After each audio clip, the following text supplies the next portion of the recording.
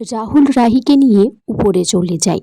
এদিকে রাহুলের মা অনি আর লাক্সকে বলছে, দেখবি যেন পিসি ঠাম্মাকে তিতলি কিছু না বলে দেয়। পিসি ঠাম্মা তখন বলছে, কি ফুসুর ফুসুর করছো তোমরা? লাক্স বলছে, পিসি ঠাম্মা তোমায় কি লাগবে খালি বলো, আমি এনে দিচ্ছি। এদিকে রাহুল রাহিকে বলছে যে আমার কিছুই ভালো লাগছে না, আমি যতবার তিতলির সাথে দেখা করতে গেছি তুমি সামনে চলে এসেছো, আর আজ যখন তিতলির সাথে দেখা করতে চাইছি না তিতলি বারবার সামনে চলে আসছে। রাহুল বলছে, তুমি আমাকে তিতলির ব্যাপারে সবটা বলেছিলে, কিন্তু সেই সময় আমি আমার মনের কথা শুনেছিলাম, তাই তো আজ সবটা ভুল হয়ে গেছে। রাহি বলছে, আমার ফোনটাতে না পেয়ে তিতলি হয়তো এই বাড়িতে এসেছে, আর আমি সময়ও তো পাচ্ছি না যে একটা নতুন ফোন গিয়ে কিনে আনবো।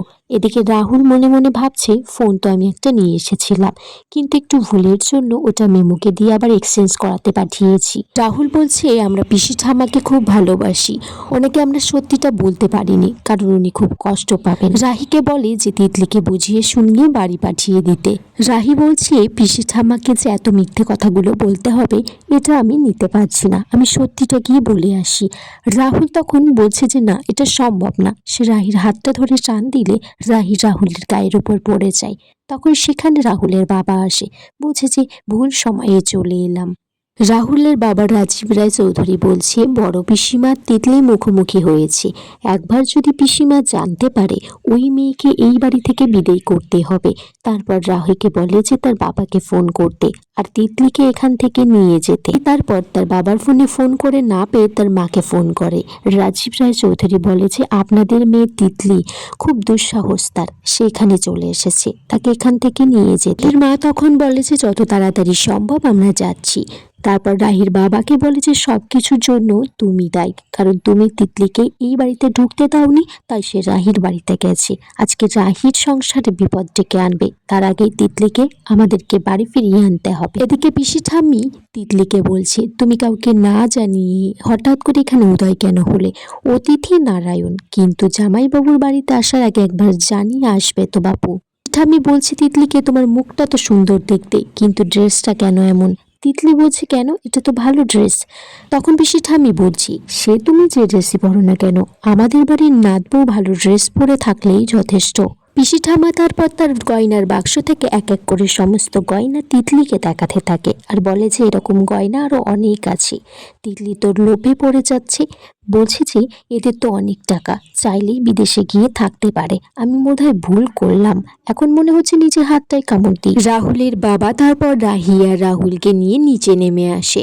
তখন পিসি ঠাম্মা বলছে, কিরে রাজু, কোথায় ছিলি? রাহুলের বাবা কথা ঘোরানোর জন্য বলে যে রাহি তো রাহুলের উপর পড়ে গেছিল, আর রাহির সিঁদুর রাহুলের গলায় লেগে আছে, কোনো তো দরজার ব্যবস্থা ছিল না, আমি তো গিয়ে পড়েছিলাম, গিয়ে তো লজ্জা পেয়ে গেছি। তখন পিসি ঠাম্মা বলছে, হাই হাই, কি ঘোর কলি পড়লো রে, এ তো আমার আশ্রমই ভালো ছিল। বড় দাদু ভাই, তুমি যে মাথা খেয়েছো নির্লজ্জের মতো। তিতলি সবটা দেখে রাগে ফুঁসছে আর বলছে যে দিদি ভাই কিছুদিন আগেও রাহুলকে চিনত না, আজকে ওদের এতটা ভাব হয়ে গেছে। পিসি ঠাম্মি তারপর জানতে পারে তিতলি হোস্টেলে থাকে। তখন বলে যে শহরে তার বাড়ি থাকতে সে হোস্টেলে কেন থাকে, তার মা বাপ কি মরে গেছে? রাহি তখন বলে যে পিসি ঠাম্মা, ও পড়াশুনোর জন্য হোস্টেলে থাকে, তাছাড়া আমার মা বাবা এখনো জীবিত আছেন। ঠাম্মা বলে, মেয়েদের এত পড়াশোনা করা একদমই ভালো নয়, সংসারের ক্ষতি হয়।